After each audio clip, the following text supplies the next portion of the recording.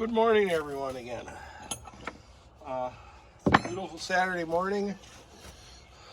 Yesterday, after I finished videoing, I still took a minute and pulled the wires off. There were only a couple to disconnect because I already had the starter off. And all we got left is this anchor for the drain hose and the two engine mounting bolts on this side. Let's see what the chances of this coming off are. First, we'll see if a wrench will fit it.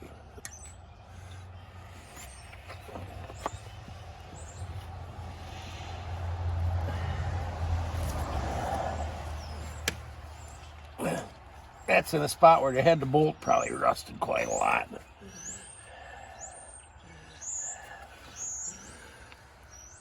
Oh.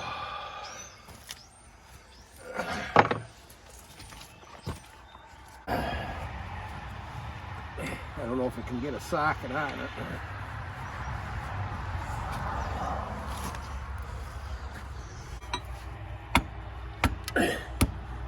There.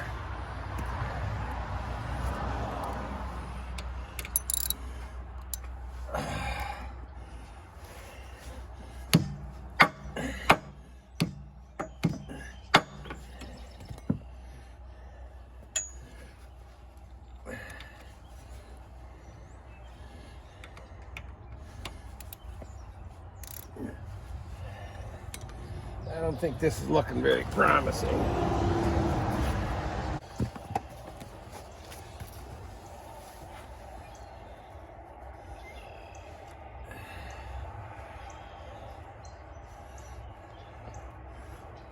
Oh. Adjustable wrench, and it's coming out. So that's a good thing.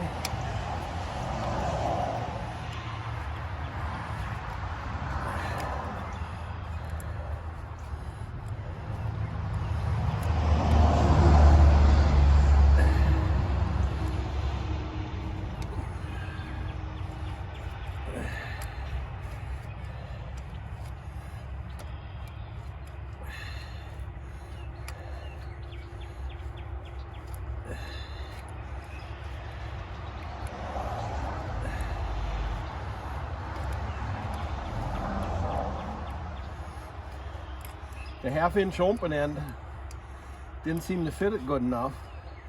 Like, head was rusted in diameter, smaller.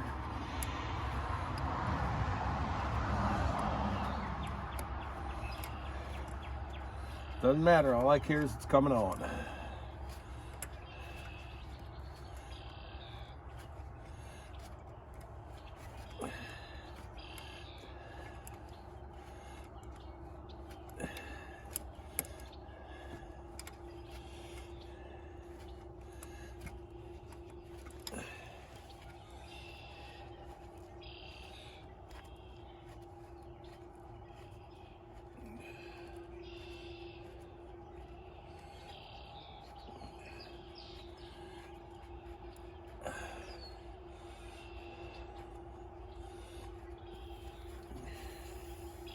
Ooh,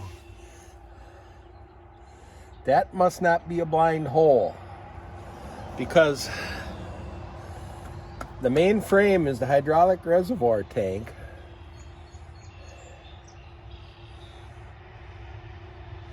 I'm not sure, but whatever, it's in a sealed chamber. I don't know if these outside parts, I don't think, are part of the hydraulic reservoir, because of the way I can see it's built in there. The side plate goes straight by, but I could hear a vacuum or a pressure release when that bolt came out of the hole. So whether it's reservoir or not, that bolt is going back in there in case it is a reservoir, part of the reservoir, which now I'm looking at the way it's made, I don't think it is. I think it's just sealed from manufacturing it welded shut. But the bolt goes back in anyway to keep anything out of it in case. Now I'm gonna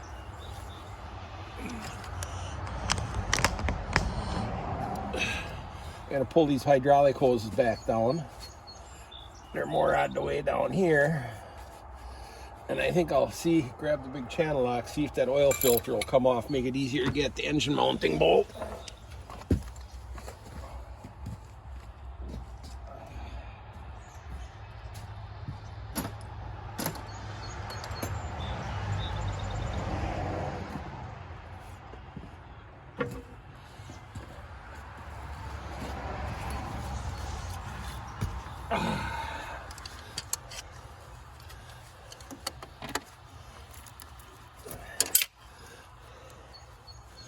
I'm sure there's no oil in there because it's been sitting so long.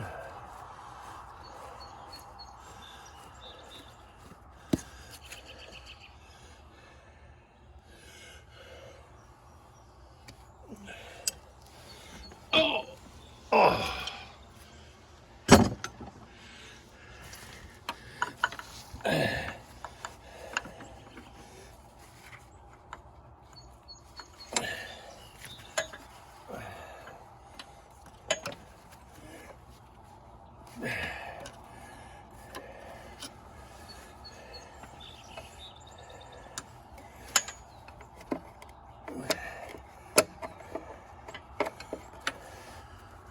For some reason, there's a metal strap on this bolt.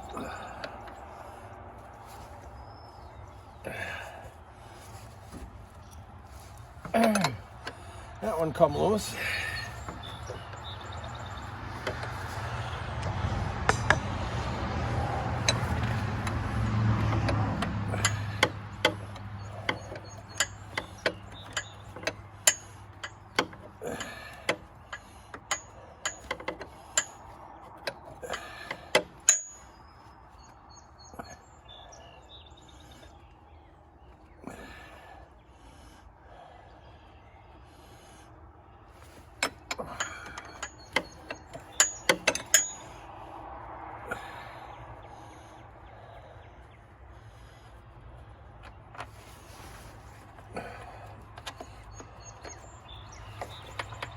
Now, judging from the length of these bolts, I'm sure they're blind holes that they don't go into the reservoir.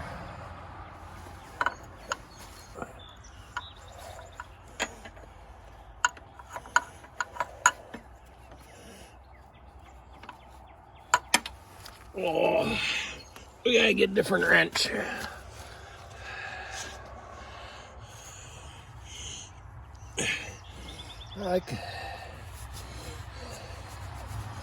I can actually get a socket and ratchet on this one with the oil filter out of the way.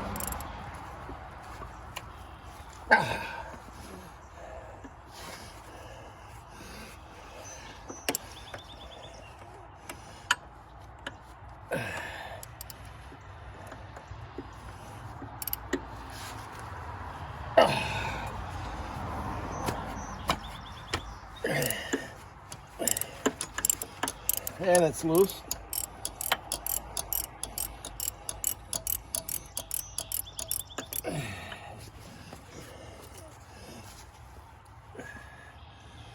My arm's probably right in the way of the camera.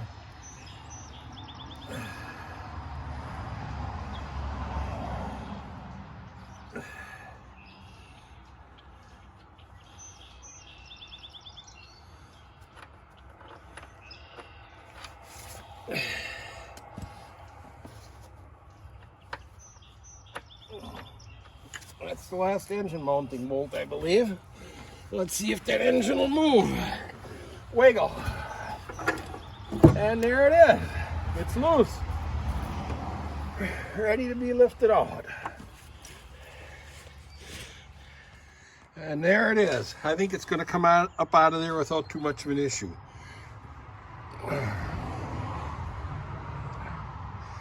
First it'll have to come straight up, and then it'll have to go forward to get out from underneath the mount for the gas tank and air cleaner. But I think it won't be much of an issue to get it lifted out of there. So that's all I can do on this right now until I get something lifted out of here, which you're going to see what it is. But right now I think I'm going to go around and take a look at the log splitter that I'm taking the engine out of to put in here. Well, I've shown you this before. This is the wood splitter I bought for the engine. Well, I want the engine. The wood splitter could still be put back together with a different engine, and it needs a cylinder, but it's very heavy duty. And one thing for certain is the motor mounts.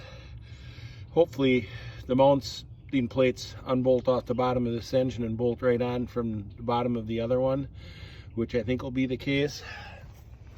And this screen and that long crankshaft will have to come off the back in order to get it in. The air cleaner won't be on the side anymore. All this has to be moved, removed. And like I said, we did start it when I bought it, and it's just sat here since last fall, so it's been going on 6 months. I just stuck a battery in it. I didn't try hitting the starter button. Let's see if it cranks over. And it cranks over.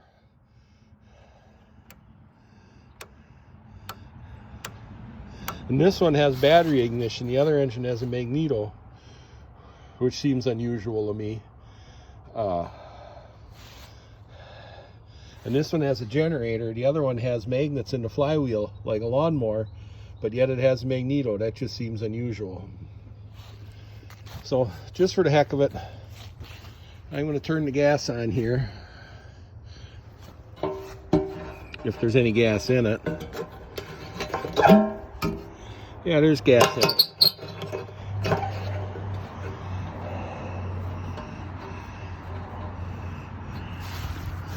Then pull the choke and see if anything happens. Give it some throttle. Oh, the choke doesn't seem to want to move.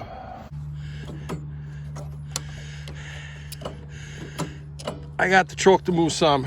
We're just crank on and see if anything happens.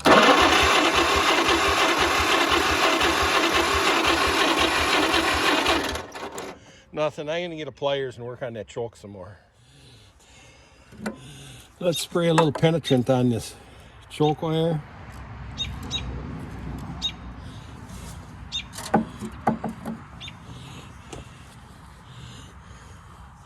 I'll grab the plier. I can get a hold of it better with the pliers.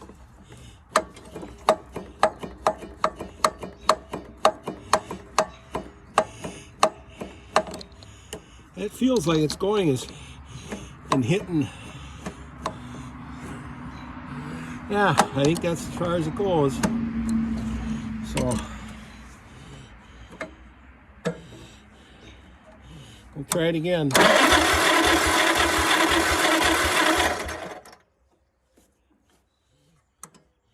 The point's got to be making well, not in this. Let's see once.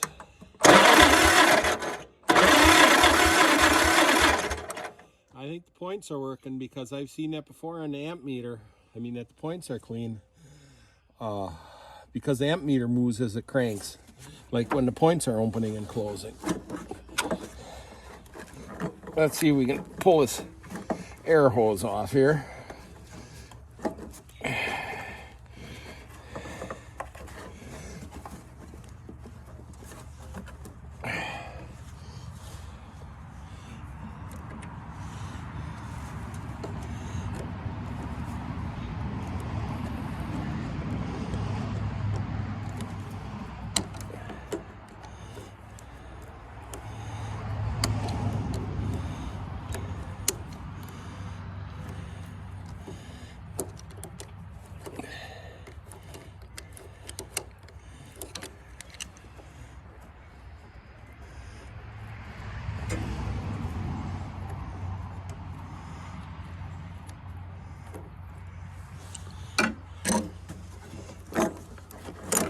There. Oh, there's gas dripping in the carburetor. Oh, carburetor's full of ice too.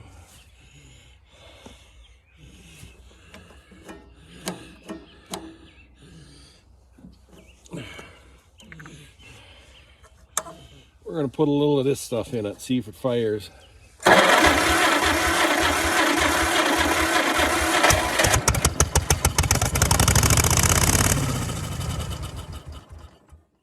That sounded sounded pretty darn good. I'm not going to run it any more than that right now.